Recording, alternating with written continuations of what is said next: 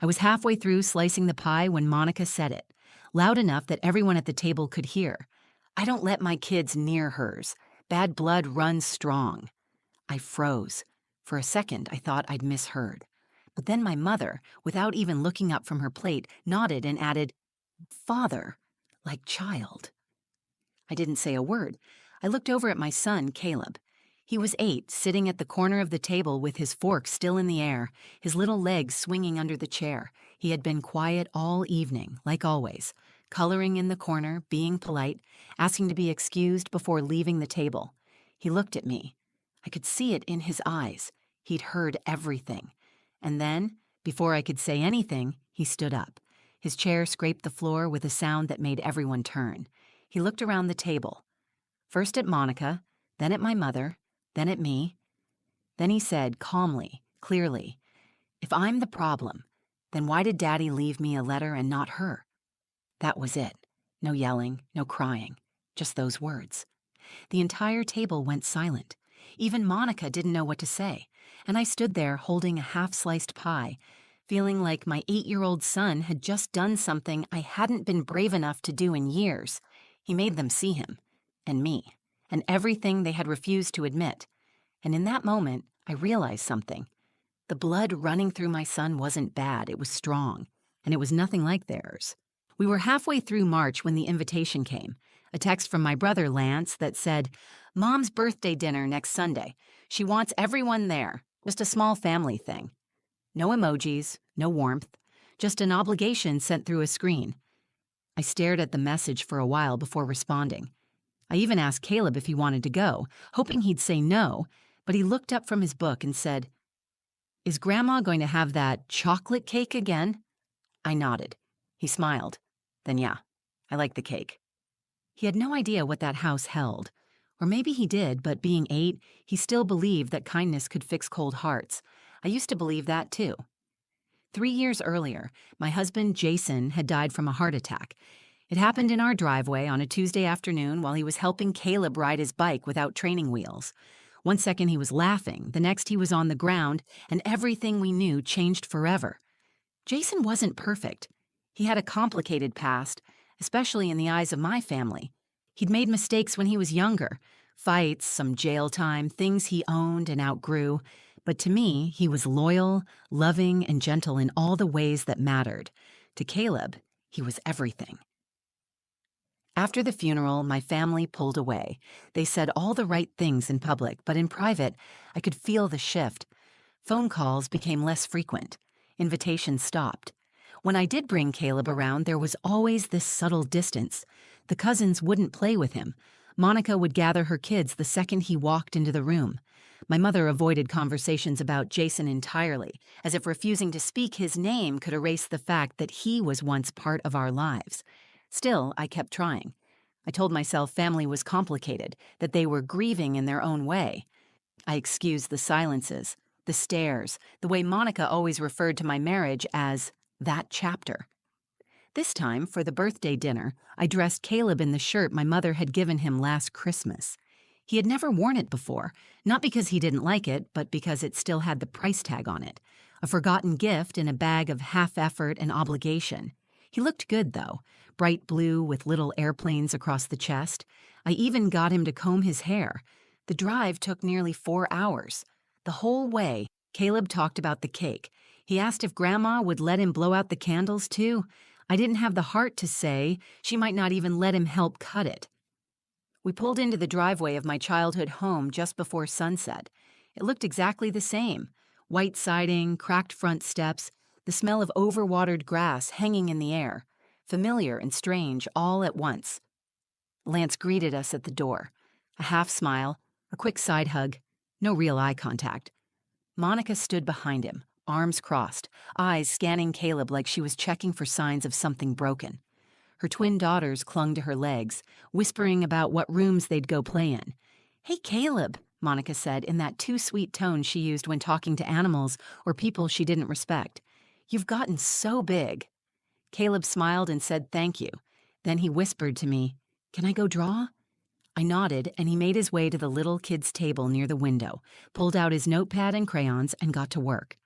Dinner was roasted chicken, mashed potatoes, green beans, and quiet tension, the kind that hums underneath polite conversation. Lance talked about his new car. Monica went on about the girls' ballet class. Evelyn, my mother, commented on the weather and how it was better than last year. No one asked how I was. No one asked how Caleb was adjusting to third grade or if he still missed his dad. I watched him out of the corner of my eye the entire time. He was drawing something with careful detail. When I walked past, I saw it was a picture of a man and a boy flying kites in a park. Jason used to do that with him. Even now, he remembered the colors of the kites, one red, one yellow. The birthday candles came out after dinner. My mother didn't invite Caleb to help blow them out. Clapped politely anyway. And I kept thinking, maybe I was overreacting. Maybe they just didn't know how to handle grief. Maybe this was the best they could give.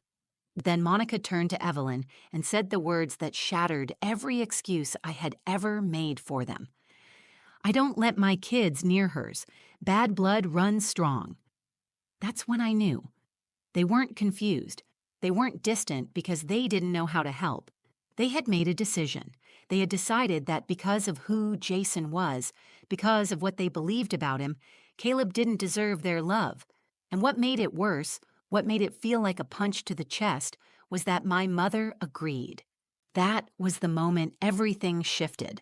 All the silent treatments, all the awkward visits, all the passive judgment suddenly had a voice. Clear, cruel, unapologetic. I looked at Caleb. His crayon had stopped moving. His hand rested on the table, and even though his back was to us, I knew he had heard every word.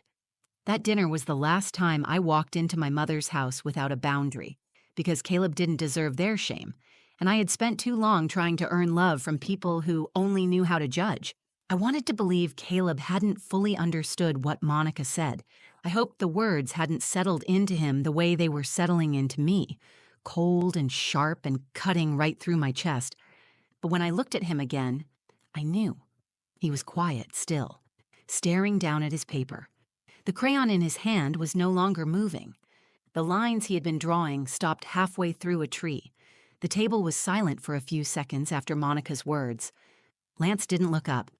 My mother calmly cut into her chicken, like nothing had been said. The air in the room was thick with something unspoken, but not unintentional. This wasn't a slip. It was a verdict, one that had probably been talked about behind my back for years. Only now they finally said it out loud like they were daring me to react. I opened my mouth, but no words came. My throat felt tight. My hands trembled under the table. I wanted to defend him. I wanted to say, he is not his father, or how dare you judge an 8-year-old? But something inside me cracked instead. The betrayal wasn't just Monica's, it was my mother's silence. Her quiet nod was louder than anything Monica said. I looked at her. She didn't even glance in my direction, just reached for the salt. There was a story my mother used to tell when I was young, about how, when I was born, I didn't cry right away. The doctor had to tap my feet and rub my back. She'd say, "You came into this world stubborn, holding your breath until you were ready." She used to say it with a smile. I hadn't thought about that story in years, but it came to mind now, and I wondered if she still believed I was the same girl, someone who could be shaken into breathing, someone who'd fall in line if pressed hard enough. I wasn't that girl anymore, but I wasn't ready to speak yet either. I looked at Caleb again. He was watching them now. Not crying, not fidgeting, just watching. Like he was trying to understand who they really were. Monica took another sip of wine and leaned back in her chair, her voice casual, as if she were explaining something perfectly reasonable. I just think it's smart to be careful. Kids absorb everything. And with Jason's history, well, you never know what traits pass on. Temperament, impulse. My girls are sensitive. I almost laughed. Not because it was funny, but because of how calmly she wrapped cruelty in fake concern. Like she was the only one thinking ahead. Like she was the reasonable one in a room full of people too polite to admit what they believed. My mother still hadn't said a word to me, but then she added softly, almost like it was an afterthought. He's very quiet, just like Jason, always watching, always in his head. It was then I realized something that shook me. They weren't just judging Caleb. They were afraid of him. not because of anything he had done, but because of who his father had been. They had rewritten Jason into a cautionary tale, and now they were casting my son as the sequel. Caleb stood up. He didn't stomp or shout. He didn't cry or run to me. He simply pushed back his chair, walked around the table, and stood between me and Monica. He was 8 years old, barely taller than the table, wearing a two-starch shirt with airplanes and a crown of soft brown curls that Jason used to brush back gently every night before bed. He looked up at Monica, then at my mother, then back to me. Then he said, "If I'm the problem, then why did Daddy leave me a letter and not her?" The silence that followed was complete. No one moved, no one spoke. Caleb turned to me and asked, "Can I show it to them?" I hesitated. The letter was sacred. Jason had written it the night before his heart stopped. I found it in the drawer of his nightstand with my name on the outside, but a note on the first page that read, "For Caleb when the time is right." I had never shown it to anyone else. Not my mother, not Lance, definitely not Monica, but Caleb had read it, not just once. He had memorized every word. I gave a small nod. He reached into the little side pocket of his jeans and pulled out a folded piece of paper. It was worn at the corners, a little crinkled from being opened and closed too many times.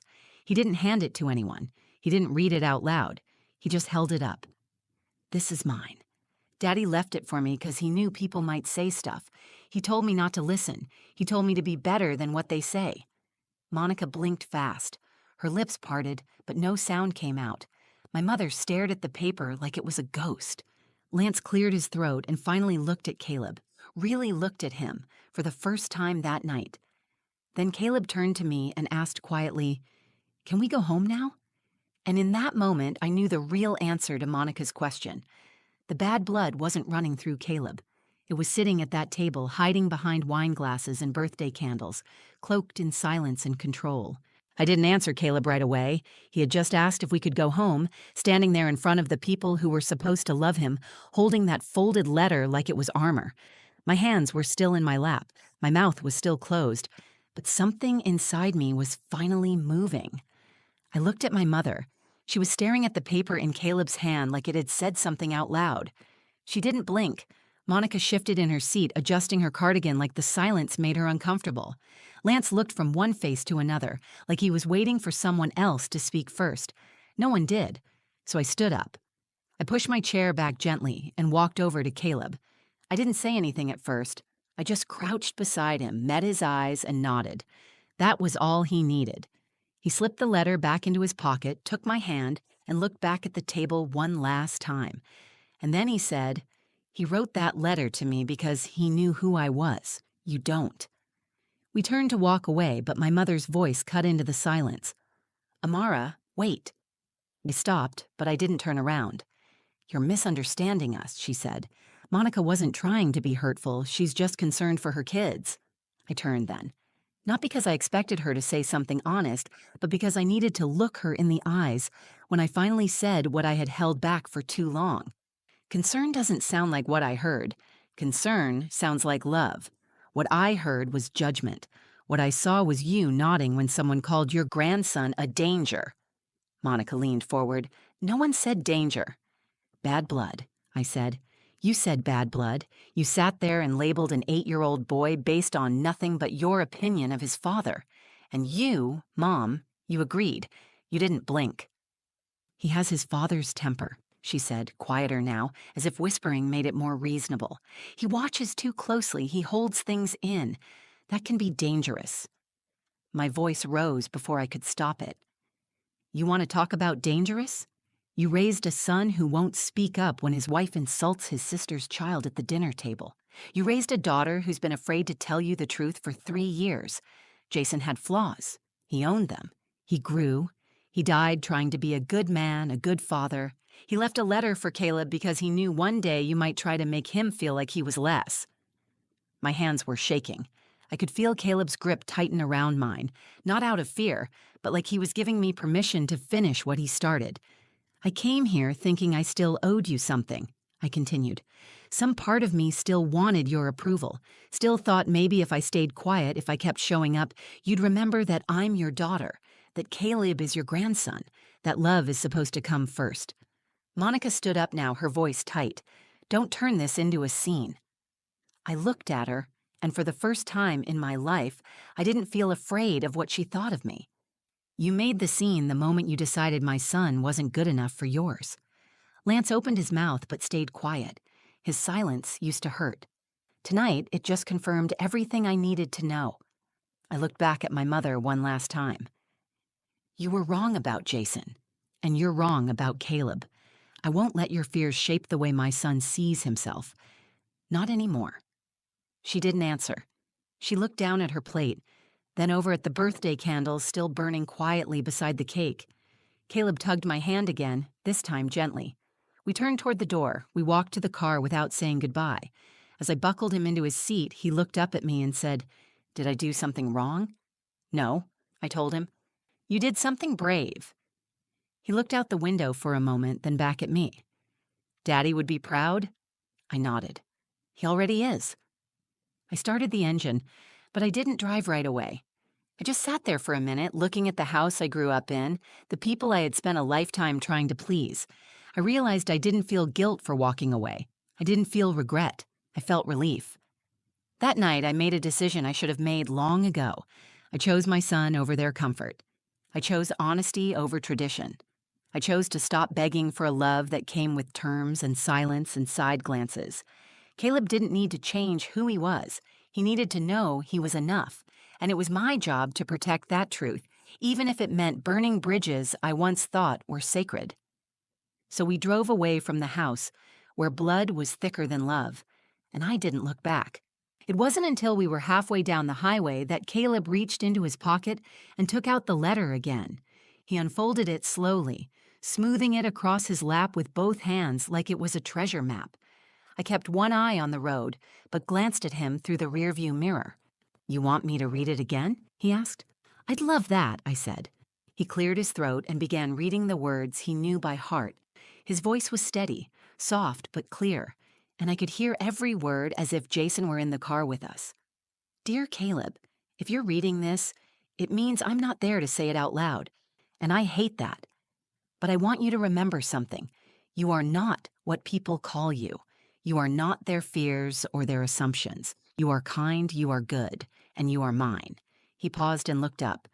"This part is my favorite." He looked back down and continued, "You will be like me in some ways. That's okay. You'll also be your own person. You'll be better than I was. That's what I wanted most. You are my reason to try, my reason to stay calm, my reason to change." Caleb folded the letter again and held it to his chest. I reached for his hand across the seat. He held on tight. That letter had saved me more than once. On nights when I felt buried by grief, on mornings when I woke up panicked, unsure of how to do it all alone. It reminded me that Jason had left more than pain behind. He had left purpose. He had left Caleb. And somehow, in the middle of all the noise and judgment and silence, our son had held on to the truth of who his father really was. The next morning, I got a message from Lance. He wrote, "I'm sorry for not speaking up last night. I should have said something. You're right about everything." I stared at it for a while. I believed he meant it, but I also knew that saying something privately, after the fact, wasn't the same as standing up in the moment. And I couldn't make room for that kind of quiet anymore. Not for Caleb, not for me. 2 days later, a small envelope arrived in the mail with no return address. It was postmarked from my mother's town. Inside was a short note, written in her familiar, neat handwriting. "I don't know how to be what you need. I never learned how to grieve in front of people. I judged Jason because I was afraid he would hurt you. I didn't know how to accept that he made you happy. And I never got to tell him that I saw how much he loved that boy. I saw it. Even if I didn't say it. Maybe one day Caleb will forgive me for not being the grandmother he deserved. Maybe one day you'll forgive me too." There was no signature. I held the letter for a long time before placing it in the back of the same drawer where I had once found Jason's. I didn't feel angry reading it, just tired. Tired of silence, tired of people apologizing in whispers when the damage had been done in front of an audience. That weekend, Caleb and I went to the park. The weather was warm, a soft breeze brushing against our faces. He brought his kite, the yellow one Jason had helped him pick out for his 5th birthday. It had sat in the closet for almost a year. When we got it into the air, Caleb ran across the grass, shouting, laughing, beaming. I watched him from the hill, sunlight in his hair, joy in every step. An older woman near me turned and smiled. "He's got a lot of energy." I smiled back. "He's got a lot of heart." And he did, despite everything that had been said, despite the people who looked at him and saw his father's shadow. Caleb carried light. He carried grace. He carried truth. I thought about how that dinner had changed everything. It had stripped away the illusion I'd been holding onto for years, that if I kept showing up, if I kept trying, things would get better. It had taken my son's voice to finally open my eyes, not to who my family was. I had always known that, somewhere deep down, but to who my son was becoming. He had stood up in a room full of adults and defended himself without anger, without bitterness, just truth. And that kind of courage doesn't come from blood, it comes from love. I sat on that hill and watched the kite dance above the trees. The string tugged gently in Caleb's hand as he ran, holding steady, refusing to let go. Jason would have been proud, not just of the boy, but of the mother standing behind him now, finally willing to let go of everything that had tried to keep them small. That night after the park, after the kite and the laughter and the wind in Caleb's hair, I tucked him into bed and sat beside him until his eyes began to close. He didn't say much, just held the edge of his pillow and whispered, "I'm glad we didn't stay at Grandma's." I asked him why. He blinked slowly and said, "Because home is where people like who you really are." That stayed with me. All my life, I had tried to shape myself into who I thought my family needed me to be. The quiet daughter, the one who didn't ask for too much, the one who could sit through uncomfortable dinners and force smiles, believing that showing up was the same as being accepted. I did it for years. I did it because I thought that's what family meant, enduring, forgiving, trying again, even when it hurt. But Caleb, at only 8 years old, saw the truth more clearly than I ever had.